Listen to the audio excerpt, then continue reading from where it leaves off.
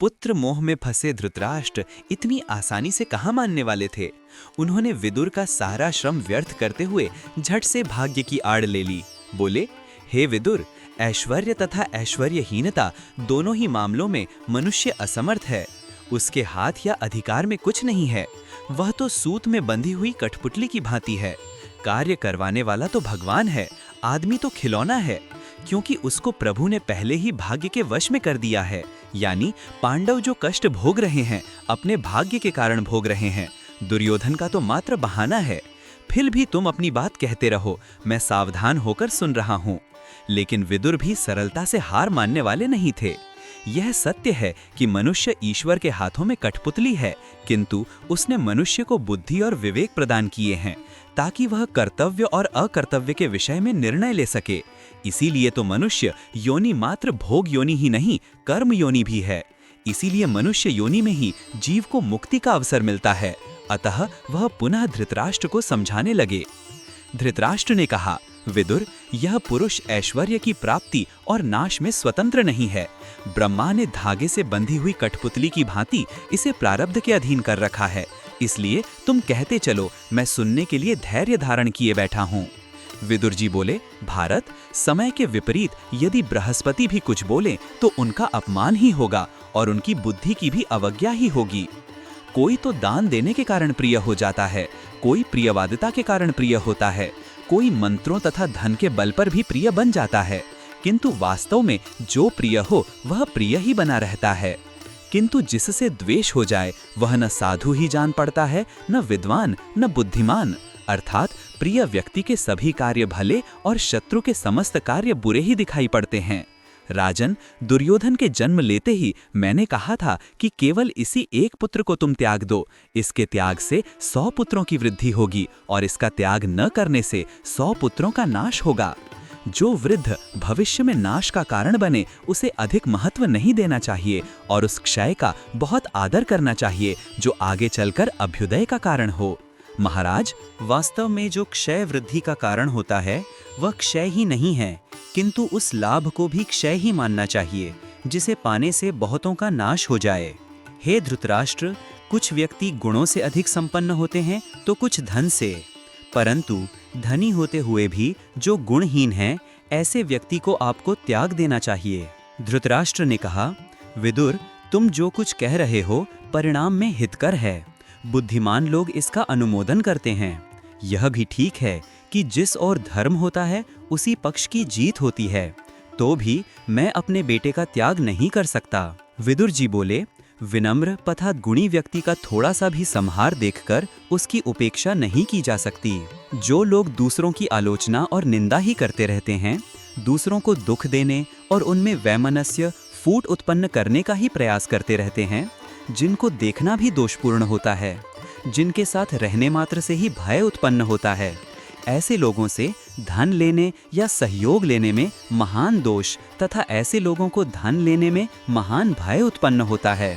फूट डालने वालों, काम वासनाओं से युक्त, निर्लज्ज, दुष्ट व पापियों के साथ रहना उचित नहीं है।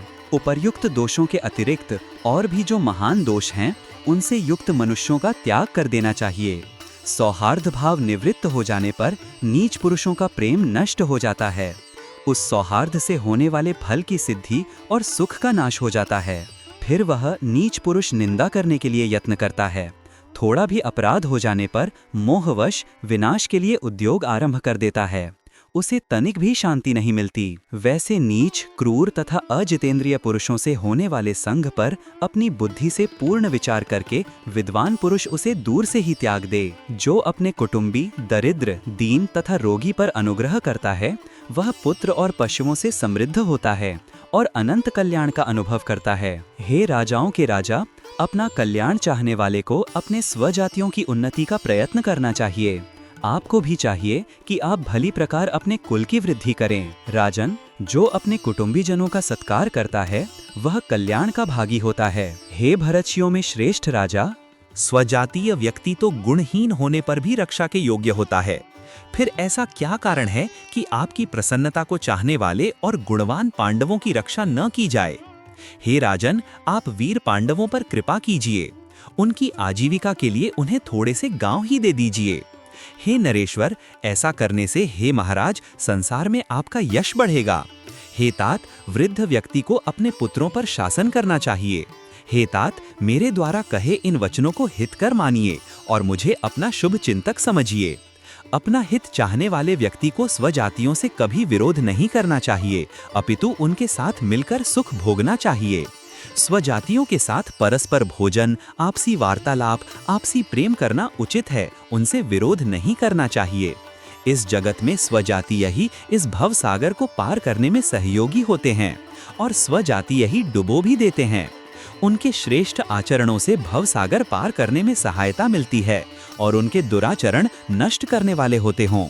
अतः हे सम्राट, पांडवों के प्रति श्रेष्ठ आचरणों को अपनाइए। हे माननीय, पांडव आपके साथ रहेंगे तो शत्रु आपका तिरस्कार नहीं कर सकेंगे। जैसे शिकारी द्वारा छोड़ा गया विषाक्त बाण लगते ही मृग की जीवन लीला समाप्त हो जाती है, उसी प्रकार समृद्ध व स्वजातीय बंधुओं के पास जाकर भी यदि अपनी जाति का कोई व्यक्ति कष्ट उठाता है तो धनवान जाति बंधु भी उस पाप में भागी होते हैं। नरश्रेष्ठ, आप पांडवों को अपने पुत्रों के मारे गए सुनकर पीछे संताप करेंगे, इतः इस बात का पहले ही विचार कर लीजिए। इस जीवन का कुछ भरोसा नहीं, अतः ऐसा काम प्रारंभ में ही नहीं करना चाहिए जिसे करने के बाद में खाट पर बैठकर पछताना पड़े। नीति शास्त्र के निर्माणकर्ता शुक्राचार्य के अलावा कोई भी अन्य ऐसा नहीं जो नीति का उल्लंघन कर सके। अतः जो कुछ अब तक हो गया उसकी चिंता छोड़िए। अब आगे जो कर्तव्य शेष हैं उनका विचार आप जैसे बुद्धिमान पर निर्भर करता है। हे सम्राट, दुर्योधन ने पांडवों के प्रति जो पाप कर्म पहले किया है, कुल के वरिष्ठ सदस्य होने के नाते आपको उसका प्रतिकार करना चाहिए।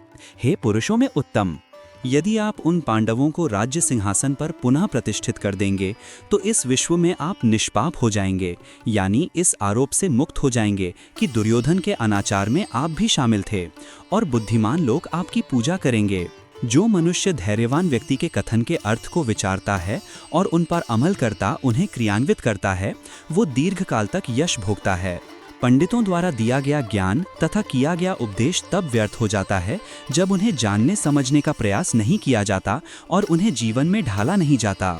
जिस कार्य के परिणाम में पाप का उदय होता हो, ऐसे कार्य को विद्वान व्यक्ति आरंभ नहीं करता। जो पहले किए गए पाप को विचारे बिना और आगे बढ़ाते हैं, ऐसे दुर्बुद्धि भयंकर कीचड़ के समान नरक में गिरते हैं। मंत्र भेद के 6 द्वार हैं: मदिरापान, अधिक सोना, आवश्यक बातों के मर्म को न समझना, अपने नेत्र व मुख आदि का विकार, दुष्ट मंत्रियों पर विश्वास तथा जो दूत चतुर नहीं हैं उस पर विश्वास करना। बुद्धिमान व्यक्ति को चाहिए कि संपत्ति की रक्षा के लिए इन 6 द्वारों को बंद रखे। हे सम्राट, इन 6 द्वारों को सदैव बंद रखने का जो प्रयास करता है, वो धर्म, अर्थ, काम आदि का सेवन करते हुए अपने शत्रुओं को नियंत्रण में रखता है। बृहस्पति के समान बुद्धिमान मनुष्य भी शास्त्र ज्ञान तथा वृद्धों की सेवा किए बिना धर्म व अर्थ का ज्ञान प्राप्त नहीं कर सकता। सागर में गिरा हुआ पदार्थ नष्ट हो जाता है, बहरे आदमी से कही गई बात भी नष्ट हो जाती है, बुद्धिहीन का शास्त्र ज्ञान नष्ट हो जाता है तथा राख में किया गया हवन भी नष्ट हो जाता है। बुद्धिमान मनुष्य अपनी बुद्धि द्वारा जांच परख कर अपने अनुभव द्वारा बार बार उनकी योग्यता का निर्णय करे, तत्पश्चात दूसरों का दृष्टिकोण भी जाने और फिर स्वयं भली प्रकार विचारने के बाद ही विद्वानों से मित्रता करे। विनम्रता व्यक्ति के अपयश को, पराक्रम अनर्थों को, क्षमाशीलता क्रोध को तथा श्रेष्ठ आचरण दुर्गुणों को नष्ट कर देते हैं, अतः इनको अपनाना चाहिए। हे महाराज, नाना प्रकार की भोग सामग्री, मात, घर, स्वागत सत्कार के ढंग और भोजन तथा वस्त्र के द्वारा कुल की परीक्षा करे। जिसको देह का अभिमान नहीं है, वो व्यक्ति भी काम के उपस्थित होने पर उसका विरोध नहीं कर पाता। फिर कामासक्त पुरुषों की तो बात ही क्या है। विद्वानों की सेवा करने वाले सुयोग्य चिकित्सक, धार्मिक तथा सुदर्शन एवं सद्गुणी मित्रों से युक्त तथा मृदुभाषी मित्र को सदैव सुरक्षा देनी चाहिए। अर्थात कुलीन हो या अकुलीन, परंतु जो मर्यादा का पालन करता है, धर्म की कामना करता है, सुशील व विनम्र है, ऐसा एक ही व्यक्ति 100 कुलीनों से भी श्रेष्ठ है। जिन 2 मनुष्यों का चित्त से चित्त, गुप्त रहस्य से गुप्त रहस्य और बुद्धि से बुद्धि मिल जाती है, उनकी मित्रता कभी नष्ट नहीं होती। मेधावी पुरुषों को चाहिए कि दुर्बुद्धि एवं विचार शक्ति से हीन पुरुष का तृण से ढके हुए कुएं की भांति परित्याग कर दे, क्योंकि उसके साथ की हुई मित्रता नष्ट हो जाती है। अत्यंत अभिमान करने वाले, मूर्ख, क्रोधी तथा बिना विचारे काम करने वाले, जल्दबाज और अधर्म को अपनाने वाले व्यक्ति से अक्लमंद को मित्रता नहीं करनी चाहिए। कृतज्ञ, धर्मात्मा, सत्यवादी, उच्च विचारों व उच्च संस्कारों वाला, दृढ़ भक्ति वाला, जितेंद्रिय, मर्यादा पालन करने वाला तथा मित्रता को निभाने वाले मित्र की सभी कामना करते हैं। इंद्रियों को विषयों से रोके रखना, उन्हें वश में रखना मृत्यु से भी अधिक कष्टदायक है, और इंद्रियों को विषयों में लगाए रखना देवताओं को भी नष्ट कर देता है। सभी जीवों पर दया करना, किसी की निंदा न करना, सहिष्णुता, धैर्य तथा मित्रों को अपमानित न करना आयु को बढ़ाते हैं, ऐसा पंडितों ने कहा है। जो अन्याय से नष्ट हुए धन को स्थिर बुद्धि का आश्रय ले अच्छी नीति से पुनः लौटा लाने की इच्छा करता है, वो वीर पुरुषों का सा करता है। आने वाले कष्टों व दुखों को दूर करने का जो उपाय जानता है, वर्तमान के कर्तव्य पालन के प्रति जो दृढ़ निश्चय वाला है तथा पिछले बचे हुए काम के विषय में भी जिसे जानकारी है, लापरवाह नहीं है, ऐसे व्यक्ति के पास लक्ष्मी सदा रहती है। कर्म, मन तथा वाणी से जिस कर्म विषय का बार बार सेवन किया जाता है, वही कर्म विषय कर्ता को अपनी ओर आकर्षित करता जाता है। अतः सदैव शुभ कर्म ही करने चाहिए तथा हेय विषयों, विचारों से बचना चाहिए। मंगलकारी पदार्थों का स्पर्श, मन को एकाग्र करना, शास्त्र का अभ्यास, पुनरावृत्ति, परिश्रम, विनम्रता तथा सत्पुरुषों के दर्शन ऐश्वर्य प्राप्त कराते हैं। परिश्रम ही सफलता का मूल मंत्र है, वही लक्ष्मी प्राप्त कराता है।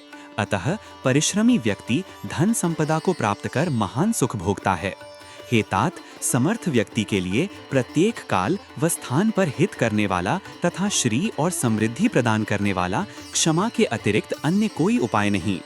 जो शक्तिहीन है वह सब पर क्षमा करे ही, जो शक्तिमान है वह भी धर्म के लिए क्षमा करे, तथा जिसकी दृष्टि में अर्थ और अनर्थ दोनों समान है, उसके लिए तो क्षमा सदा ही हितकारिणी होती है।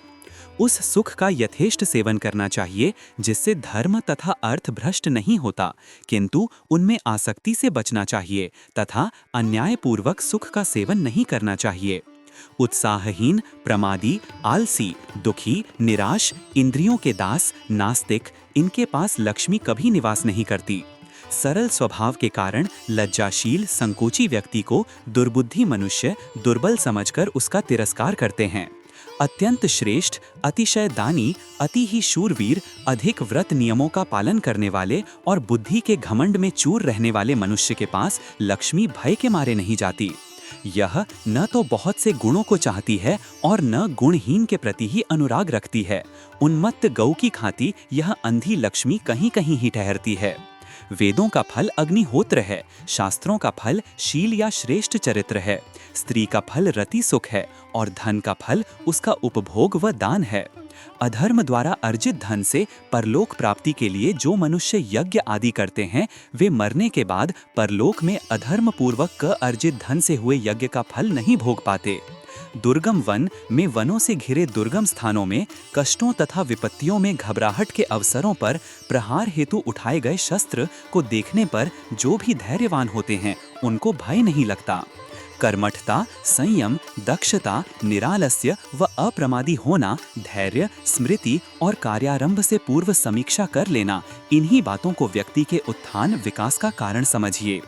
तप तपस्वियों का बल है, ज्ञान वेदज्ञों का बल है, हिंसा दुष्टों का बल है और क्षमा गुणवानों सज्जनों का बल है। इन 8 वस्तुओं का सेवन कर लेने पर व्रत या उपवास भंग नहीं होता।